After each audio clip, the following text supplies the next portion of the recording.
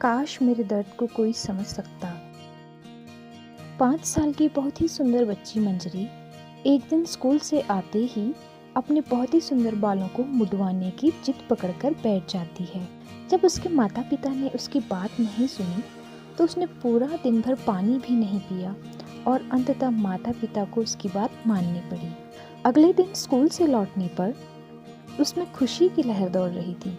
उसकी खुशी के रहस्य को जानने हेतु अगले दिन जब उसके माता पिता स्कूल पहुंचे तो उन्होंने देखा एक और लड़का वहां अपने माता पिता के साथ आया है जिसके बाल नहीं हैं।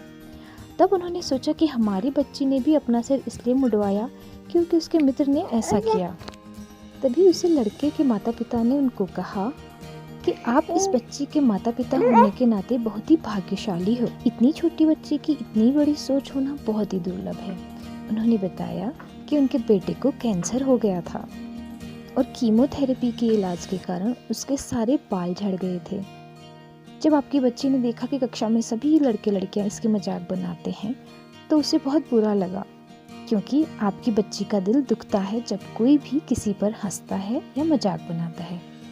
और इसने सोचा कि यदि मैं भी बाल मुड़वा लूंगी तो कक्षा में 2 बच्चे बिना बाल के हो जाएंगे और तब बाकी बच्चे मजाक नहीं कर पाएंगे।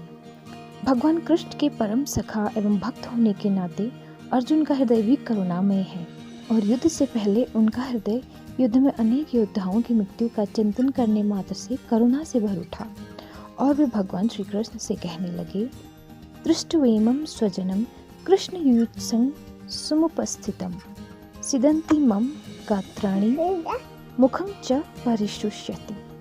अपने मित्रों एवं संबंधियों को युद्ध के इस भाव में देखकर मेरा शरीर कांप रहा है और मुख सूख रहा है। दूसरों के दुख के बारे में सोचना, उनके दर्द से जुड़कर उनकी वास्तविक खुशी के लिए कुछ करने की ललक हमें वास्तविक सुख की ओर ले जाती है। मंजरी के जीवन में भी उस दिन एक ऐसी खुशी की लहर थी जो उसके माता पिता ने उसके जीवन में पहले कभी नहीं देखी थी और उसका कारण था कि वह अपनी खुशी से अधिक किसी दूसरे के दर्द को समझकर उसकी आवश्यकताओं को पूरा कर रही थी। यही खुशी का रहस्य है। हमारी सोच अधिकतर यही होती है कि काश यह व्यक्ति ऐसा ना होकर वैसा होता। क्या हम उसे बदलने की मुहिम चलाने से पहले उसकी भावनाओं या परिस्थिति को जानने या समझने का प्रयास करते हैं? और जब तक हम दूसरों के दर्द और भावनाओं से जुड़ना नहीं सीखेंगे तब तक हम उनकी सहायता नहीं कर पाएंगे।